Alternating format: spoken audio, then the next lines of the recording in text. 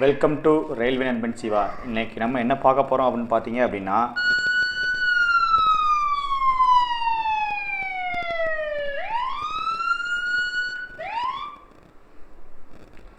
பார்த்தீங்கன்னா தமிழ்நாடு சிறுவிடை பணியாளர் தேர்வு வாரியம், அதாவது நம்முடைய Tamil Nadu police constable grade 2 plus சிறை காவலர் ஃபர்ஸ்ட் ஃபயர் சர்வீஸில் உள்ள போஸ்ட் கான்ஸ்டபிளுக்கான நோட்டிஃபிகேஷனை வெளியிட்டிருந்தாங்க. நம்ம காலையில் ஷார்ட் நோட்டிஃபிகேஷனை வீடியோ பார்த்துருந்தோம். இப்போ நம்ம என்ன பார்க்க போகிறோம் அப்படின்னு பார்த்தீங்கன்னா, டீட்டெயில் நோட்டிஃபிகேஷனை டீட்டெயிலாக பார்க்க போகிறோம். அதாவது A to Z இன்ஃபர்மேஷன் ஃபுல்லாக நம்ம இப்போ பார்க்க போகிறோம். A to Z இன்ஃபர்மேஷன், அதாவது கல்வி தகுதி என்ன, வயது வரம்பு என்ன, என்ன பாடத்திட்டம், தேவை எப்படி எதிர்கொள்வது, ரிசர்வேஷன் எப்படி இருக்குங்கிறத A to Z, அதாவது நோட்டிஃபிகேஷனில் பார்த்தீங்கன்னா 96 பக்கம் இருக்குது. அதில் முக்கியமாக என்னென்னா நமக்கு தேவை அப்படிங்கிற எல்லா பேஜையும் உங்களுக்கு நான் டீட்டெயிலாக எக்ஸ்பிளைன் பண்ணுறேன். வாங்க, அடுத்த வீடியோ கண்டிப்பாக நாளைக்கு உங்களுக்கு எப்படி ஸ்டெப் பை ஸ்டெப்பாக அப்ளை பண்ணுறது வீடியோவும் கண்டிப்பாக வரும். வாங்க இப்போ உள்ள நம்ம நோட்டிஃபிகேஷனில் போகலாம். இதுதான் பார்த்தீங்கன்னா நம்மளுடைய டீட்டெயில் நோட்டிஃபிகேஷனு. இதில் பார்த்தீங்க அப்படின்னா போட்டிருக்காங்க 2ஆம் நிலை காவலர், 2ஆம் நிலை சிறை காவலர் மற்றும் தீயணைப்பாளர் பதவிகளுக்கான பொதுத் தேர்வு 2025. அறிவிக்கை தேதி இன்றைக்கி 21/8/2025. அப்ளிகேஷன் ஓப்பன் ஆன்லைன் அப்ளிகேஷன் தான். 22/8/2025. கடைசி டேட் பார்த்தீங்கன்னா 21/9/2025. நீங்கள் ஏதாவது அப்ளை பண்ணும்போது தப்பு பண்ணிட்டீங்கன்னா அதை கரெக்ட் பண்ணுறதுக்கு 5 days டைமு, சரியா? 25/9 வரைக்கும். எழுத்து தேர்வு 9/11/2025 நடைபெறும் அப்படின்னு சொல்லியிருக்காங்க. இப்போ காலி பணியிடம் அப்படின்னு பார்த்தீங்க அப்படின்னா மொத்தம் பார்த்தீங்கன்னா 3644 + 21 காலி பணியிடம். இதில் பார்த்தீங்கன்னா காவல்துறை 2ஆம் நிலை காவலருக்கு பார்த்தீங்க அப்படின்னா மொத்தம் 2833 போஸ்ட்டு. இதில் ஆண் பெண் அப்படிங்கிறது கிடையாது, எல்லாருக்குமே ஒரு இதுக்குள்ள ரிசர்வேஷன் அப்படிங்கிறது கிடையாது. இதில் சிறை மற்றும் சீர்திருத்தத்துறையில் ஆண்களுக்கு இவ்வளோ, பெண்களுக்கு இவ்வளோன்னு அவங்களே பிரித்து கொடுத்துட்டாங்க. 2ஆம் நிலை சிறை காவலருக்கு 142, ஆண்களுக்கு. பெண்களுக்கு பார்த்தீங்கன்னா 38 போஸ்ட்டு. மொத்தம் சிறை மற்றும் சீர்திருத்தத்துறையில் 180 போஸ்ட்டு. அப்புறம் ஃபயர் அண்ட் ரெக்யூஸ்ட், அதாவது தீயணைப்பு மற்றும் மீட்பு பணிகள் துறையில் தீயணைப்பாளரில் ஆண்கள் 631 வேகன்சி. இதில் பெண்களுக்கு போஸ்டிங் கிடையாது. ஸோ இதில் ஒரு 631 வேகன்சி. எல்லாம் சேர்ந்து பார்த்தீங்கன்னா மொத்தம் 3644 வேகன்சி. அதில் அந்த 21 வேகன்சி ஸ்டார் போட்டுக்கலாம். அது யாருக்கு அப்படின்னு பார்த்தீங்கன்னா பழங்குடியினர்களுக்கு அந்த 21 எக்ஸ்ட்ரா அவங்களுக்கு தனியாக கொடுத்துருக்காங்க, எஸ்டி காலி பணியிடம், சரியா? அப்புறம் பார்த்தீங்க அப்படின்னா இதுதான் பார்த்தீங்கன்னா இது ஒரு ஸ்பெஷல் ரிசர்வேஷன் யாருக்கெல்லாம் உண்டு அப்படின்னு பார்த்தீங்கன்னா, அதாவது ஆல்ரெடி டிபார்ட்மெண்ட்டில் அவங்க வாட்சிதாரர்களுக்கு எல்லா 3 போஸ்ட்லேயும் பார்த்தீங்கன்னா 10% இட ஒதுக்கீடு. அப்புறம் ஸ்போர்ட்ஸ் பர்சனுக்கு 2ஆம் நிலை காவலருக்கு 7%, சிறை காவலருக்கு 10%, தீயணைப்பாளர்களுக்கு 10% ஒதுக்கீடு. அதே மாதிரி மெரிட்டோரியஸ் ஸ்போர்ட்ஸ் பர்சனுக்கு 2ஆம் நிலை காவலருக்கு மட்டும் 3% ஒதுக்கீடு, மற்ற 2 கிடையாது. அதுக்கப்புறம் பார்த்தீங்கன்னா எக்ஸ் சர்வீஸ்மேன் முன்னாள் இராணுவத்தினர்களுக்கு பார்த்தீங்கன்னா 3 போஸ்டிங்லையுமே 5%, 5%, 5%. அப்புறம் விடோஸ் பார்த்தீங்கன்னா ஃபயர் சர்வீஸ் மெம்பர்ஸ்க்கும் கிடையாது, மற்ற 2 இதுலேயுமே 3% இடஒதுக்கீடு. அப்புறம் பார்த்தீங்கன்னா தமிழ் வழியில் பயின்றவர்களுக்கு முன்னுரிமை 3லேயுமே 20% ஒதுக்கீடு. இது ஆல்ரெடி நம்ம பழைய வீடியோவிலே பார்த்துட்டோம். அதே மாதிரி ஏஜ் பார்த்தீங்க அப்படின்னா வயது தகுதி இல்லைன்னா நீங்கள் பொது பிரிவினர், நீங்கள் ஓசி கேட்டகரியாக இருந்தீங்க அப்படின்னா 1/7/2025 அன்றுபடி நீங்கள் 15 வயது நிறைந்தவராகவும் 26 வயது நிறைவு பெறாதவராகவும் இருக்க வேண்டும். அதாவது ஜூலை 1ஆம் தேதிப்படி நீங்கள் 15 வயது உங்களுக்கு ஆகிருக்கணும். 26 வயசுக்கு அப்புறம் நீங்கள் எலிஜிபிள் கிடையாது. என்னையிலேருந்து என்னைக்கு உங்கள் டேட் ஆஃப் பர்த் இருக்குன்னு பார்த்தீங்கன்னா 2/7/1999 1/7/2007 நீங்கள் பிறந்திருந்தால் மட்டும்தான் நீங்கள் எலிஜிபிள். சார் நான் 1/7/1999 பிறந்திருக்கேன் அப்படின்னா நீங்கள் எலிஜிபிள் கிடையாது, ஓகேவா? அதே சார் நான் 2/7/2007 அப்புறம் பிறந்திருக்கேன் அப்படின்னாலும் நீங்கள் எலிஜிபிள் கிடையாது. ஸோ இந்த ஓசி கேட்டகரிக்கு நான் சொல்கிறது ஓசி கேட்டகரி அவங்க மட்டும்தான் 2/7/1999 1/7/2007 வரைக்கும் இடைப்பட்ட காலகட்டத்தில் நீங்கள் பிறந்ததாக மட்டும்தான் எலிஜிபிள். அப்புறம் வாங்க கீழே பிசி, எம்பிசி, முஸ்லீம் பிசிஎம், அதாவது எம்பிசியில் டிஎன்சியும் வருவாங்க, சரியா? அவங்க 1/7/2005 படி எப்படின்னு பார்த்தீங்க அப்படின்னா 18 வயது நிறைந்தவராகவும் 28 வயது நிறைவு பெறாதவராகவும் இருக்க வேண்டும். அதாவது 3 years ரிலாக்ஸேஷன் கொடுத்துருப்பாங்க, சரியா? அதில் நீங்கள் அதாவது பிசி, எம்பிசி, பிசிஎம், அதில் டிஎன்சி நீங்கள் உங்கள் டேட் ஆஃப் பர்த் எந்த டேட்லேருந்து எந்த டேட்டில் இருக்குன்னு பார்த்தீங்க அப்படின்னா 2/7/1997 அப்புறமும் பிறந்திருக்கணும், 1/7/2007 முன்னாடி பிறந்திருக்கணும். நீங்கள் இதே போல் நீங்கள் 1/7/1997 பிறந்திருந்தாலும் நீங்கள் எலிஜிபிள் கிடையாது. அதே மாதிரி நீங்கள் 2/7/2008 அப்புறம் பிறந்திருந்தாலும் நீங்கள் எலிஜிபிலிட்டி கிடையாது. அதுக்கப்புறம் பார்த்தீங்கன்னா எஸ்சி, எஸ்சிஏ, எஸ்டி கேட்டகரிக்கு உங்களோட 1/7/2025 படி உங்களுடைய வயது குறைந்தபட்சம் 18 வயது நிறைந்தவராகவும் 31 வயது நிறைவு பெறாதவராகவும் இருக்க வேண்டும். அதாவது நீங்கள் எப்படின்னா எஸ்சி, எஸ்சிஏ, எஸ்டி கேட்டகரி வந்து நீங்கள் 2/7/1997க்கு அப்புறம் பிறந்திருக்கணும், 1/7/2007க்கு முன்னாடி பிறந்திருக்கணும். சரியா? இந்த ரெண்டு ஏற்பட்ட காலத்தில் பிறந்தால் நீங்கள் எலிஜிபிலிட்டி. அடுத்து 3ஆம் பாலினத்தவர்கள், அதாவது டிரான்ஸ்ஜெண்டர், அவங்களுக்கு பார்த்தீங்கன்னா 1/7/2005க்கு அப்படி 18 வயது நிறைந்தவராகவும் 31 வயது நிறைந்தவராகவும் நிறைவு பெறாதவராகவும் இருக்க வேண்டும். இவங்களுக்கும் 3ஆம் பாலினத்தவருக்கும் எஸ்சி, எஸ்சி, எஸ்டி மாதிரி வயது வரம்பு சேம். அதாவது 2/7/1994 1/7/2007 இந்த இடைப்பட்ட காலத்தில் நீங்கள் பிறந்திருக்க வேண்டும். அதுக்கப்புறம் பார்த்தீங்க அப்படின்னா ஆதரவற்ற விதவை, சரி, விடோஸ், இவங்களுக்கு பார்த்தீங்கன்னா இன்னும் எக்ஸ்ட்ரா அவங்களுக்கு சலுகை இருக்குது. ஏஜில் 1/7/2005 அப்புறம் அந்த டேட்டு படி 18 வயது நிறைவுற்று இருக்க வேண்டும், 37 வயதுக்கு மேலே இருக்கக்கூடாது. சரி, இவங்க எந்த டேட்லேருந்து எந்த டேட்டில் பிறந்திருக்கணும் அப்படின்னு பார்த்தீங்கன்னா 2/7/1988 1/7/2007க்கு இந்த டேட்டுக்குள்ளே நீங்கள் பிறந்திருக்க வேணும். சரி, அடுத்து எக்ஸ் சர்வீஸ்மேன், அது முன்னாள் இராணுவத்தினர் அப்படின்னு பார்த்தீங்க அப்படின்னா நீங்கள் வந்து 1/7/2005 படி அன்று 47 வயது நிறைவு பெறாதவராக இருக்க வேண்டும். அதாவது நீங்கள் வந்து 47 வயசு வரைக்கும் உள்ளவங்க அப்ளை பண்ணிக்கலாம். உங்களுடைய டேட் ஆஃப் பர்த் பார்த்தீங்கன்னா 2/7/1978 1/7/2007க்குள்ளே நீங்கள் பிறந்திருக்க வேணும். சரியா? அதுக்கப்புறம் பார்த்தீங்க அப்படின்னா இதுதான் என்னென்ன இதில் இருந்திருக்கணும். நீங்கள் மத்திய படையில் எக்ஸர்சைஸ்மாக இருந்தீங்கன்னா எந்தெந்த படையில் இருந்திருக்கலாம் அப்படிங்கிறத டீட்டெயில்ஸ், அதாவது Assam rifles, BSF, CSF, CRPF, ITBP, NSG, SSB இதெல்லாம் நீங்கள் இருந்திருக்கணும்னு சொல்லியிருக்காங்க. அடுத்து பார்த்தீங்கன்னா இந்த மொத்த இருக்க வேகன்சியில் இடஒதுக்கீடு எப்படி இருக்குது அப்படின்னு பார்க்காம மொத்த வேகன்சியில் ஓசி கேட்டகரிக்கு 31% இடஒதுக்கீடு, பிசி கேட்டகரி பிற்படுத்தப்பட்ட வகுப்பினருக்கு 26.5% ஒதுக்கீடு, இதில் பிசிஎம் அதாவது முஸ்லீம் இஸ்லாமியர்களுக்கு வந்து 3.5% ஒதுக்கீடு, அப்புறம் மிகவும் பிற்படுத்தப்பட்ட வகுப்பினர் மற்றும் சீர் மரபினர் எம்பிசி அண்ட் டிஎன்சிக்கு 20% ஒதுக்கீடு, எஸ்சி கேட்டகரி ஆதி திராவிட வகுப்பினருக்கு 11% ஒதுக்கீடு, ஆதி திராவிட அருந்ததியர் வகுப்பினர் எஸ்சிஏக்கு வந்து 3% ஒதுக்கீடு, பழங்குடியினருக்கு வந்து 1% இடஒதுக்கீடு. இதுதான் வந்து கம்யூனிட்டி வைஸ் ரிசர்வேஷன். இதுதான் ஃபாலோ பண்ணுவாங்க. அதுக்கப்புறம் பார்த்தீங்க அப்படின்னா இதுதான் எக்ஸாமினேஷன் பொசிஷன். தேர்வு எப்படி செய்யப்படுவாங்க பார்த்தீங்கன்னா ஃபஸ்ட்டு வந்து எக்ஸாம் நடக்கும். சரியா? எக்ஸாமில் பார்த்தீங்கன்னா 2 பேப்பர் இருக்கும். ஒன்று வந்து தமிழ் தகுதி தேர்வு, மொத்தம் 80 மதிப்பெண் கேள்விகள் இருக்கும். அடுத்து முதன்மை எழுத்து தேர்வு, அது 70 கொஸ்டின், ஜிகே பேப்பர்னு சொல்லுவோம். சரியா? இது தமிழ் தகுதி பேப்பர் தான். இது வந்து தேர்வு தகுதி தேர்வாகும். தமிழ் மொழி தேர்வு வந்து முழுமையான விவரம் வந்து கீழே கொடுப்போம், அடுத்து பார்க்கலாம். சரியா? நீங்கள் 80 கொஸ்டின்னு இது வந்து உங்களுக்கு கட் ஆஃபுக்கு வராது.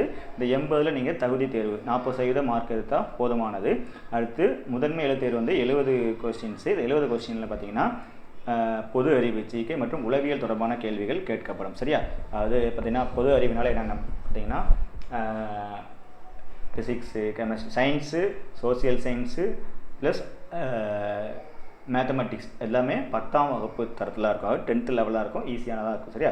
அடுத்து பார்த்தீங்கன்னா நெக்ஸ்ட் ஸ்டேஜ் சான்றிதழ் சரிபார்த்தல் நடத்தப்படும். சரியா? இதில் வந்து அங்கேயே நடத்துவாங்க. அடுத்து பார்த்தீங்க அது எக்ஸாம் பாஸ் பண்ணி முடிச்சிட்டிங்கன்னா அடுத்து கட் ஆஃப் போடுவாங்க. அதுபடி சான்றிதழ் சரிபார்ப்பு நடக்கும்.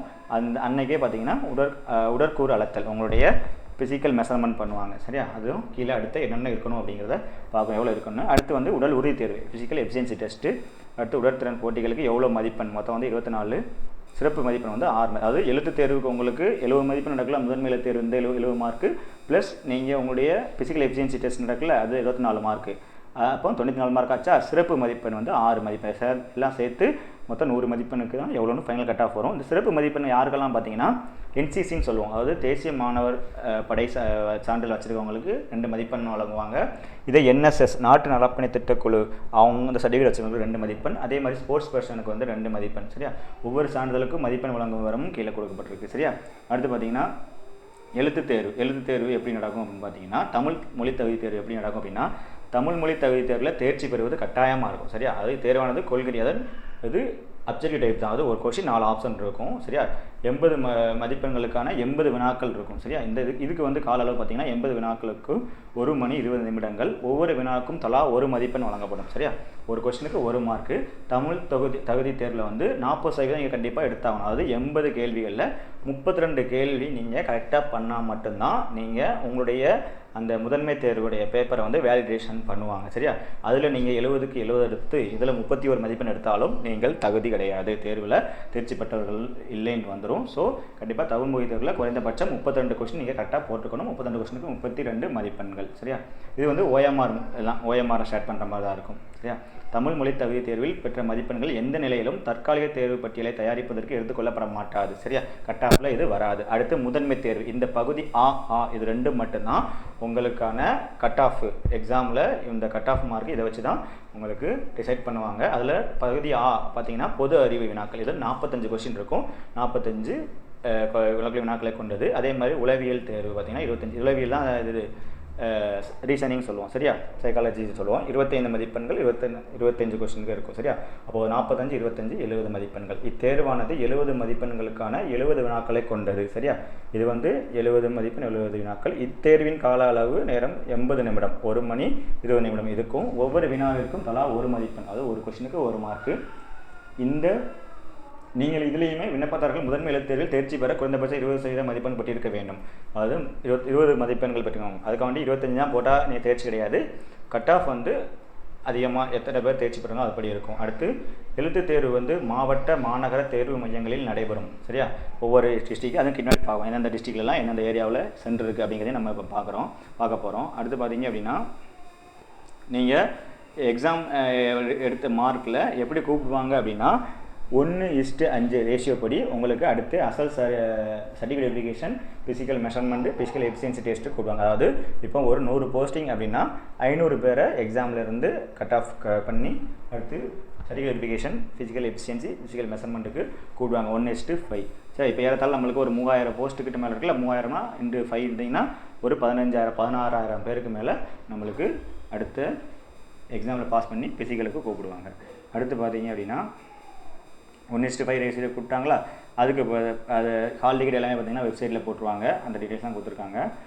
அப்புறம் என்ன முக்கியமாக பார்க்கணும் அப்படின்னா சான்றிதழ் சரிபார்ப்பு நடைபெறும். அங்கேயே என்னைக்கு ஃபிசிக்கல் எஃபிஷியன்சி மெஷர்மெண்ட் பண்ணுற அன்றைக்கி சான்றிதழ் நடைபெறும். சரியா, இப்போ உடற்கூறு அழைத்தல், அதாவது நம்ம ஃபிசிக்கல் மெஷர்மெண்ட் டெஸ்ட் எப்படி நடக்கும் அப்படின்னு பார்த்தீங்கன்னா நீங்கள் ஓசி கேட்டகரி பொது பிரிவினர், பிசி கேட்டகரி பிற்படுத்தப்பட்ட வகுப்பினர், பிசிஎம் அதாவது பிற்படுத்த வகுப்பினர் முஸ்லீம், இஸ்லாமியர், மிகவும் பிற்படுத்தப்பட்ட வகுப்பினர் மற்றும் சீர்பரப்பினர், எம்பிசியில் டிஎன்சி இவங்களுக்கெல்லாம் உங்களுடைய ஆண்களுக்கு வந்து குறைந்தபட்ச உயரம் வந்து 170 சென்டிமீட்டர் இருக்கணும். பெண்களுக்கு குறைந்தபட்சம் வந்து நீங்கள் 159 சென்டிமீட்டர் இருக்கணும். சரியா, அடுத்து Adi Dravidar SC, SCA, ST கேட்டகரிக்கு நீங்கள் உங்களுடைய உயரம் ஆண்களுக்கு குறைந்தபட்சம் 167 சென்டிமீட்டர் இருக்கணும். பெண்களுக்கு பார்த்தீங்கன்னா குறைந்தபட்சம் 157 சென்டிமீட்டர் இருக்கணும். அடுத்து மார்பளவு செஸ்ட்டு, இது வந்து ஆண்களுக்கு மட்டும்தான் மெஷர்மெண்ட் பண்ணுவாங்க. இதில் சாதாரண நிலையில் இது வந்து எல்லா கேட்டகரிக்குமே. சரியா, செஸ்ட்டில் வந்து எந்த கேட்டகரிக்கும் இது வந்து எக்ஸம்ஷன் கிடையாது. சரியா, இதில் வந்து குறைந்தபட்சது அதாவது சாதாரண நிலையில் நீங்கள் நெஞ்சு விரிக்காமல் சாதாரண நிற்கும்போது குறைந்தபட்சம் 81 சென்டிமீட்டர் இருக்க வேண்டும். மூச்சு இழுக்கப்பட்ட நிலையில் விரித்து காட்டும்போது 5 சென்டிமீட்டர் வந்து விரிவடைய வேண்டும். சரியா, இதே நீங்கள் முன்னாள் இராணுவத்தினராக இருந்தீங்க அப்படின்னா எக்ஸப்ஷன் தான் உங்களுக்கு இந்த உடற்கூறு வந்து அளத்தில் வந்து உங்களுக்கு இந்த இது வந்து கிடையாது. சரியா, அதுக்கப்புறம் பார்த்தீங்கன்னா அப்படின்னா அதுக்கப்புறம் உயரம் மற்றும் மார்பளத்தில் முழு எண்ணாக்குதல் அனைத்து இது பார்த்திங்கன்னா உண்மையான அளவு நீங்கள் வந்து சப்போஸ் அளக்கும்போது உங்கள் 170 உங்களுக்கு நீங்கள் வேணும் அப்படிங்கும்போது 169.6 இருக்கீங்கன்னா உங்களை வந்து அதாவது 169.5ன்னு சொல்லி ரிஜெக்ட் பண்ணிடுவாங்க. இதே 169.7 இருந்தாலும் 169.5 செய்வாங்க. இது 169.8 இருக்கீங்கன்னா உங்களை 170ன்னு சொல்லி கன்சிடர் பண்ணிக்குவோம். அந்த மாதிரி அவங்க இந்த ஒரு அளவு கொடுத்துருக்காங்க. சரியா, அப்போ நீங்கள் மேல்முறையெல்லாம் செய்யலாம் அப்படிங்கிறாங்க. அடுத்து வந்து உடல் உறுதி தேர்வு, ஃபிசிக்கல் எஃபிஷியன்சி டெஸ்ட்டு. இதில் ஃபஸ்ட்டு என்ன நடக்கும் பார்த்தீங்க அப்படின்னா ஆண்களுக்கு பார்த்தீங்கன்னா உங்களுக்கு சர்டிஃபிகேட் வெரிஃபிகேஷன் இது ஃபஸ்ட்டு உள்ளே போனோடனே உங்களுக்கு ஃபிசிக்கல் மெஷர்மெண்ட் அதாவது ஹைட்டு ஜஸ்ட்டு முடித்த உடனே அடுத்து என்ன பண்ணுவாங்க அப்படின்னா உங்களுக்கு சர்டிஃபிகேட் வெரிஃபிகேஷன் முடிச்சுட்டு உங்களுக்கு அடுத்து ஒரு டேட் சொல்லுவாங்க. அன்னைக்கு இத்தனை மீட்டர் ரன்னிங் ஓடணும் அப்படின்னு சொல்லிடுவாங்க. ஸோ ஆண்கள் அவங்களுக்கு வந்து நீங்கள் வந்து 1500 மீட்டரை 7 நிமிடத்தில் கடக்கணும். இதுக்கு வந்து ஒரே குறைவான நேரத்தில் ஓடி முடிக்க வேண்டும். அதற்கு 7 நிமிஷத்துக்கு உள்ளே நீங்கள் ஓடிடணும். 7 நிமிடம் இல்லைன்னா அதுக்கு குறைவான நேரத்தில் ஓடிடணும். 1500 மீட்டர் கரெக்டாக 1.5 கிலோமீட்டரை 7 நிமிஷத்தில் நீங்கள் ஆண்களை வந்து கடக்கணும். இதே பெண்கள் அப்படின்னா உங்களுக்கு 400 மீட்டர் தான் 2 நிமிஷம் 30 வினாடிகளில் நீங்கள் கடந்தாக வேண்டும். இதே எக்ஸர்சைஸ்மேனாக இருந்தீங்கன்னா உங்களுக்கு எக்ஸ்ட்ரா 1 நிமிடம் அதாவது 1500 மீட்டரை 8 நிமிடத்தில் நீங்கள் வந்து ஓடணும். சரியா, அடுத்து பார்த்தீங்கன்னா உடல் உறுதி தேர்வானது தகுதி தேர்வாகும். இந்த 1500 மீட்டர் ஆண்களுக்கு 400 மீட்டர் பெண்களுக்கு எக்ஸர்சைஸ் 1500 வந்து இதுக்கு உங்களுக்கு வந்து மதிப்பெண் வழங்கப்படாது. இது வந்து ஒன்லி தகுதி தேர்வாகும். இதில் நீங்கள் வெற்றி பெற்றீங்க அப்படின்னா அடுத்து உங்களுக்கு வந்து உடற்திறன் போட்டித் தேர்வு 24 மதிப்பெண் சொன்னாங்களா, அது நடக்கும்.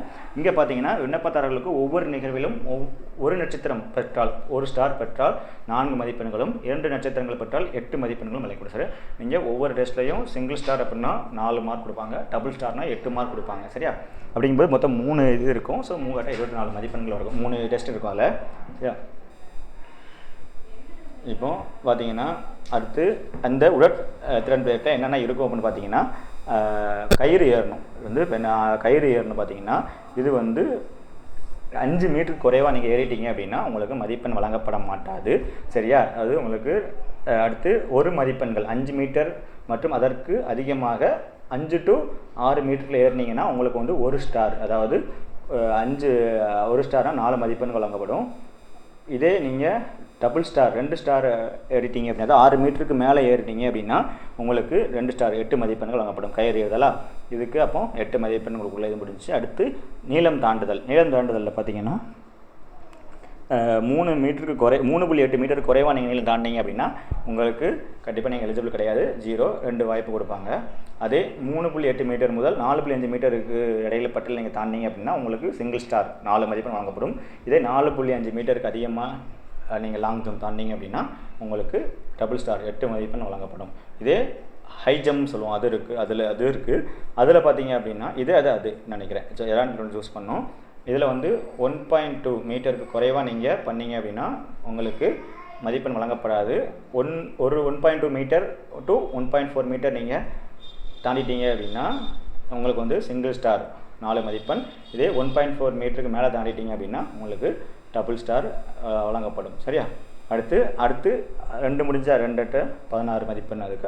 அடுத்து ரன்னிங் இருக்குது, அதுக்கு 8 மதிப்பெண். ஸோ 24 மதிப்பெண் ஆச்சா. இப்போ 100 மீட்டர் நீங்கள் இதுலேயும் சூஸ் பண்ண வேண்டியிருக்கும். நீங்கள் 100 மீட்டர் ஓட போகிறீங்கன்னா 400 மீட்டர் ஓட போகிறீங்கன்னா நீங்கள் தான் சூஸ் பண்ண வேண்டியிருக்கும்.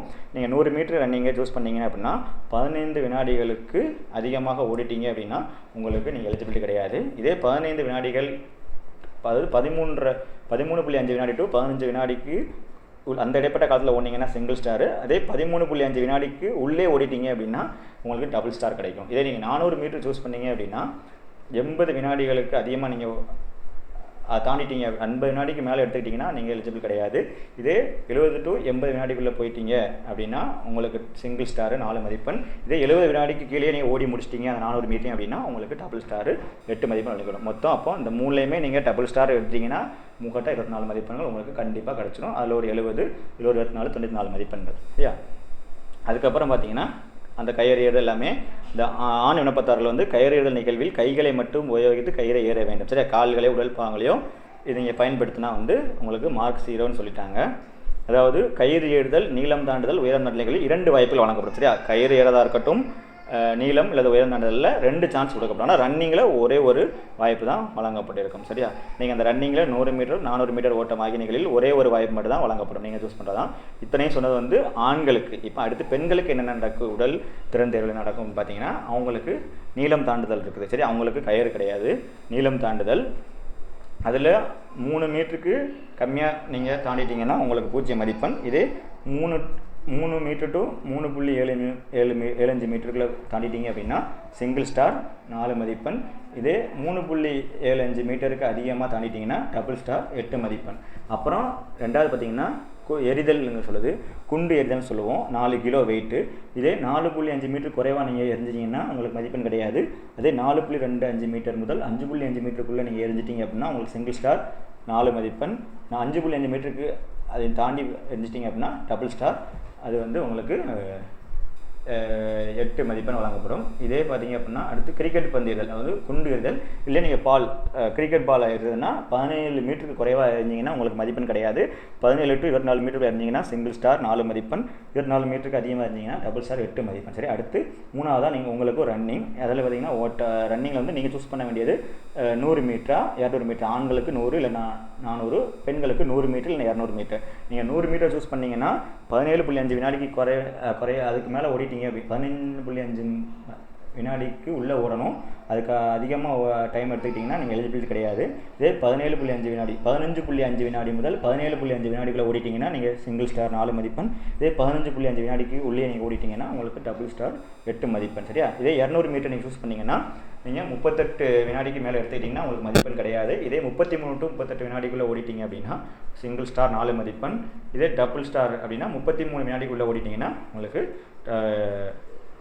டபுள் ஸ்டார் 8 மதிப்பெண். சரியா? இதுலேயுமே நீளம் தாண்டுதல், குண்டெறிதல் இல்லை கிரிக்கெட் பந்தயத்தில் 2 வாய்ப்பு வழங்கப்படும். ஆனால் ரன்னிங் 100 மீட்டர் 200 மீட்டருக்கு ஒரே ஒரு வாய்ப்பு தான். சரியா? அதே இது வந்து முன்னாள் இராணுவத்தினருக்கும் கொடுத்துருக்காங்க. சரியா? குண்டு எறிதலுக்கு எவ்வளோ இது அதையும் டீட்டெயிலாக பார்த்துக்கோங்க. பாஸ் பண்ணி வீடியோ லென்த்தாக போகிற மாதிரி இருக்குது. ஸோ முன்னாள் இராணுவத்தில் யாரும் பார்க்குறீங்கன்னா இதை கொஞ்சம் பாஸ் பண்ணி என்னென்ன பார்த்துக்கோங்க. சரியா? அதுக்கப்புறம் பார்த்தீங்க அப்படின்னா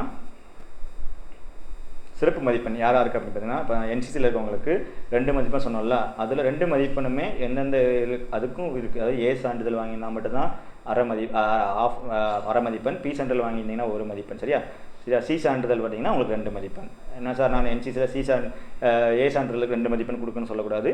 ஒவ்வொரு என்னென்ன சான்றிதழுக்கு எவ்வளோ மதிப்பெண் கொடுக்கப்படும் அப்படின்னு கொடுங்க. அதே மாதிரி என்எஸ்எஸ்லேயும் என்னென்ன இது வாங்கிக்கணும் அப்படிங்கிறத சொல்லியிருக்காங்க. அதே மாதிரி என்சிசி சொல்லிட்டாங்களா. அதே மாதிரி பார்த்தீங்கன்னா விளையாட்டு பிரிவுலையும் எந்தெந்த இதில் நீங்கள் பங்கு பெற்றால் எவ்வளோ மதிப்பெண் சார் அப்படிங்கிறதையும் இதில் டீட்டெயிலாக கொடுத்துருக்காங்க. சரி, என்னென்ன போட்டிகள் விளையாட்டு போட்டி அங்கீகரிக்க போட்டிகள் அப்படிங்கிறதையும் அதாவது கூடைப்பந்து, கால்பந்து, வளைகோல் பந்து, கையுந்து, கைப்பந்து, கபடி, மல்யுத்தம் இந்த மாதிரி ஒரு 16 வகையான விளையாட்டுகள் கொடுத்துருக்காங்க. சரியா? அதுக்கப்புறம் இப்போ இணையவழி அப்ளிகேஷன் பார்த்தீங்கன்னா ஆன்லைனில் அப்ளை பண்ணுறதான். சரியா? நீங்கள் ஆஃப்லைனில் போஸ்ட்டில் அனுப்புறது கிடையாது, ஒன்லி ஆன்லைன் அப்ளிகேஷன் தான். அதுக்கப்புறம் பார்த்தீங்க அப்படின்னா என்னெல்லாம் நீங்கள் அப்லோடு பண்ண வேண்டியிருக்கும் அப்படின்னா நீங்கள் எப்படி அப்ளை பண்ணும்போது என்னென்ன பண்ணணும் அப்படிங்கிறத அடுத்த வீடியோவில் கண்டிப்பாக டீட்டெயிலாக சொல்கிறேன், என்னெல்லாம் வேணுங்கிறது. சரியா?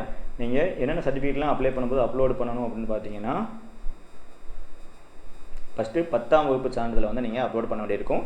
அப்புறம் நீங்கள் உங்கள் பெர்த் சர்டிஃபிகேட் இல்லைன்னா அதுக்கு பதிலாக 10ஆம் வகுப்பு சான்றிதழ், அடுத்து கல்வி தகுதிக்கான சான்றிதழ் 10ஆம் வகுப்பு சான்றிதழ், அதுக்கப்புறம் இதெல்லாம் ஆதரவற்ற உதவிகளுக்கான சான்றிதழ், நீங்கள் எக்ஸர்வீஸ்மென் அந்த சான்றிதழ், என்சிசி சான்றிதழ், என்எஸ்எஸ் சான்றிதழ் இருந்தால். சரியா? நீங்கள் ஸ்போர்ட்ஸ் பண்ணால் அதுக்குள்ள சான்றிதழ், அப்புறம் பார்த்தீங்கன்னா ஸ்கவுட்டில் நீங்கள் அதோட சான்றிதழ், தமிழ் வழியில் முடிச்சிங்கன்னா 1ஆம் வகுப்பு 10ஆம் வகுப்பு வரை இல்லை ஸ்கூலில் நீங்கள் பிஎஸ்டிஎம் சர்டிஃபிகேட் அப்லோட் பண்ணணும். சரியா? நீங்கள் ஆல்ரெடி கவர்மெண்ட் எம்ப்ளாயி அப்படின்னா நீங்கள் அதுக்கு அங்கேருந்து பெறப்பட்ட என்ஓசி வாங்கி அப்லோட் பண்ணணும். அதே திருநங்கைகள் இருந்தால் அதுக்குள்ள அடையாள அட்டைகள் இது எல்லாமே நீங்கள் வைக்க வேண்டியிருக்கும். சரியா? அதுக்கப்புறம் பார்த்தீங்கன்னா ஃபோட்டோ அப்லோட் பண்ணியிருக்கோம். ஃபோட்டோ அப்படின்னா உங்கள் white colour passport size photo இருக்கணும். சரியா? ஒயிட் அதாவது வெள்ளை நிற பின்னணி, அதாவது பேக்ரவுண்ட் வந்து ஒயிட்டாக இருக்கணும்.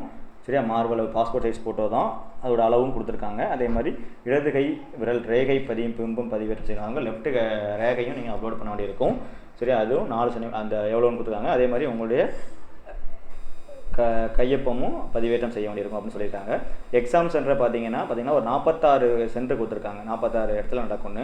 திருமயம், ஆவடி மாநகரம், சென்னை மாநகரம், தாம்பரம் மாநகரம், திருவள்ளூர், செங்கல்பட்டு, காஞ்சிபுரம், கள்ளக்குறிச்சி, விழுப்புரம், கடலூர், திருப்பத்தூர், இந்த மாதிரி திருநெல்வேலி, மதுரை, இந்த மாதிரி எல்லா இடமே கொடுத்துருக்காங்க. தூத்துக்குடி, கன்னியாகுமரி, இந்த மாதிரி 42 வகையான எக்ஸாம் சென்டர் கொடுத்துருக்காங்க. ஸோ இதுதான் டீட்டெயில் நோட்டிஃபிகேஷன்.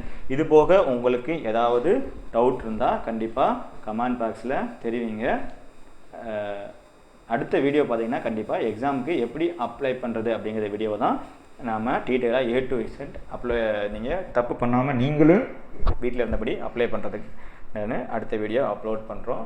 இதில் ஏதாவது உங்களுக்கு டவுட் இருந்தால் கண்டிப்பாக கமெண்ட் பாக்ஸில் தெரிவிங்க. நன்றி, வணக்கம்.